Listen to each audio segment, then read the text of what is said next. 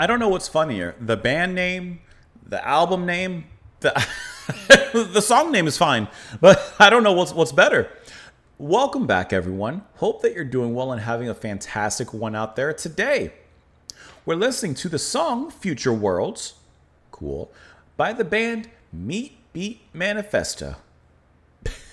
This is coming off of their 1996 album Subliminal Sandwich. It's just sneaking that sandwich into your mind. Like I said, released in 1996. We're checking this out, listening to it, because it was suggested and sponsored by Rob. Rob, thank you so much for the recommendation and the support. I truly appreciate that. I am very, very curious to hear what a band called Meat Beat Manifesto sounds like. I'm not going to say what I was thinking of saying. Let's go ahead and listen to the song. I'm not going to say what I was thinking. Future Worlds, it's the 5th track on the album. Here we go. By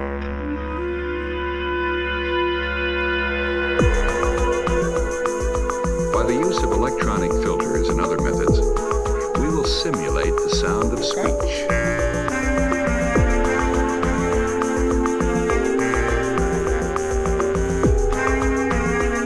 Okay.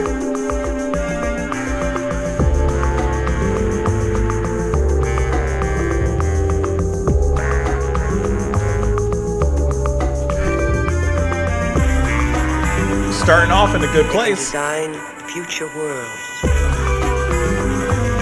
They can design future worlds. Hey. They can design future worlds. Oh yeah. They can design future We're worlds. set.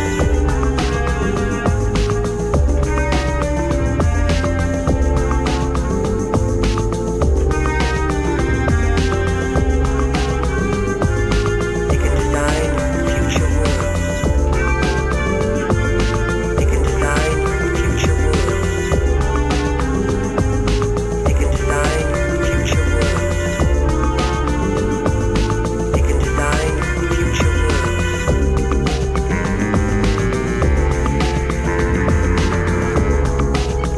Is that sax or like a deep oboe?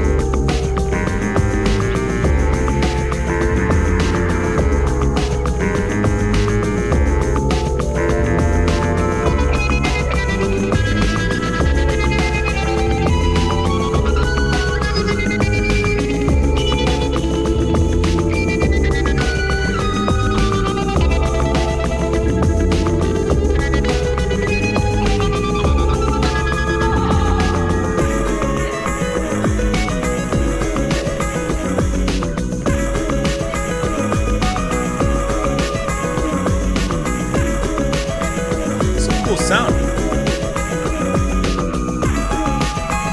Kind of have that Beaver Corporation sound. Future worlds. They can design future worlds. They can design future worlds. The sample's even catchy in its own way. They can design future worlds.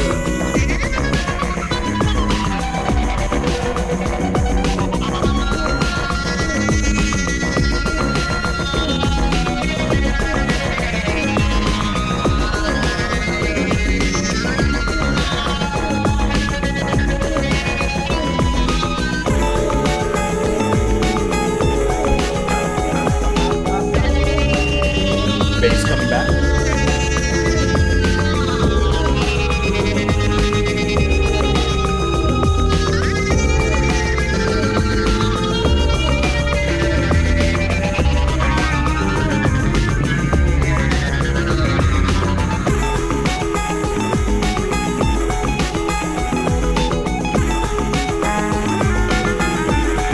That's a cool chill-out track.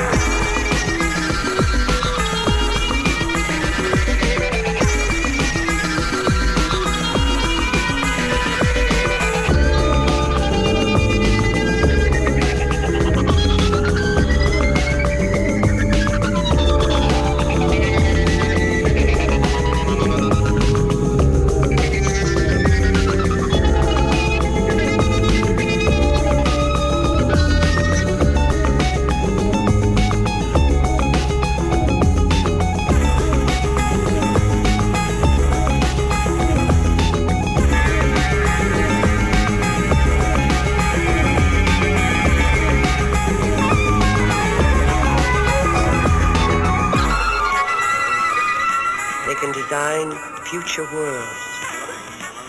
There's a lot of samples. They can design future worlds.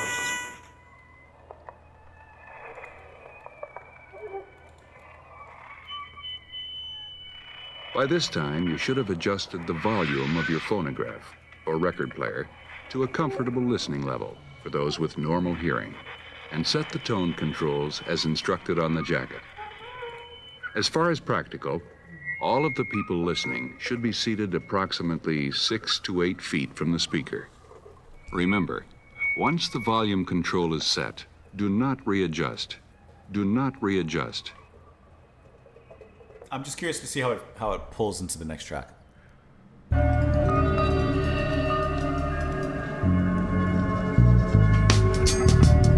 Hey, what in the Portis head is that? Hey. Okay. All right. The band name, the album title threw me off a bit. But the music, it's kicking. It's kicking. This is like an experimental kind of Thievery Corporation, dub, trip hop, electronica, world beat kind of sound that they have all mixed up in here. And it's dense. It's dense when it comes to the samples and the music that's happening.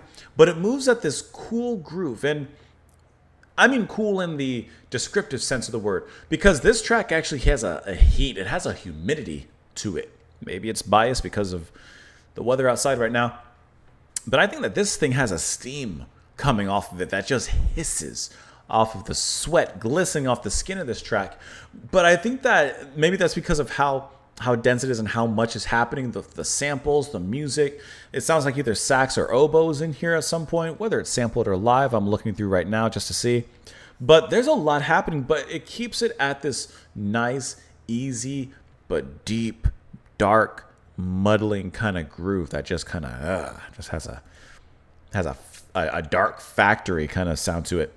So Jack Dangers is seemingly kind of the main person behind most of the music here. When it comes to vocals, he's playing bass, waterphone, bass clarinet, mellotron, theremin, synths, samples, turntables, and it even says dishes at the end here. So perhaps he's doing some washing and doing some chores while he's performing here. But he seems to be the lead person kind of taking care of most of the music here. And I think he does a great job. Like I said, it is a heavy track when it comes to how much is stacked on top of one another. But there's still a lot of clarity given to each single instrument, sample, whatever it might be. On this particular track, you also have guitar from Joe Gore. And this was a really cool one. And this is a long album. And looking kind of I'm just scanning through here real quick. It seems to be one of those albums that's like truly a journey, and kind of like what we got, like listening to a portion of the following track here, in that there's some tracks that are just a minute, less even, and some that go on for 10 minutes and further on from there. So this kind of seems to be like one of those centerpieces, perhaps, of the album, at least early on in the first disc. I'm going to pull it back up here really quick. Starting off the samples and everything, it kind of reminded me a little bit of like where the direction was going with like My Life in the Bush of Ghosts from Byrne and Eno, but it brought things, like I said, into a much heavier direction in its own capacity. Like this is a sweaty groove.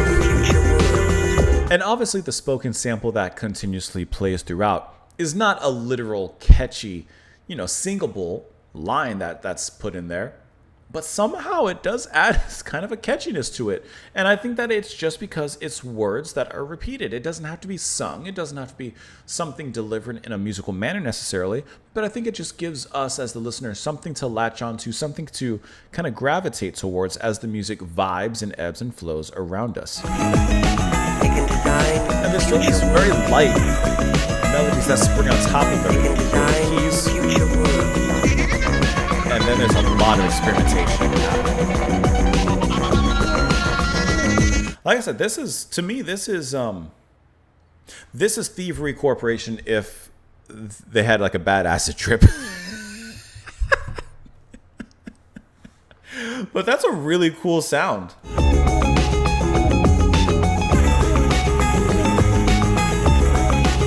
I'm just curious. I'm just going to click another track. I just want to hear honestly, I just want to hear how else they sound because that was cool. I'm just gonna click. I'm gonna go into the middle of this track. Assassinator.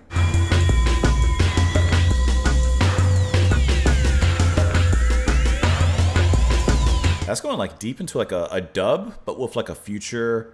What's the genre? Like a future kind of sound. Phone calls from the dead. That's like tricky. What in the Max and Quay is that? That was cool. Okay, this is kind of a cool group.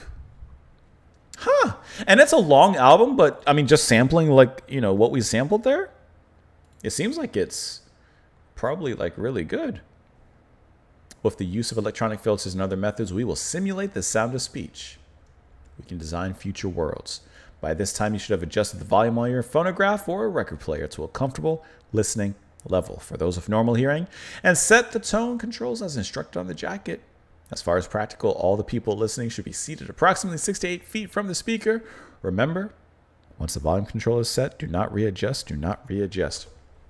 Set it, forget it, sit back, far back, and let it ride. I like this. This is a really cool discovery. I enjoyed that a lot. Robert, thank you so much for the request. Thank you for the suggestion as well. There's a lot of music out there, man. Let me know what you guys thought down below. I hope that you enjoyed it.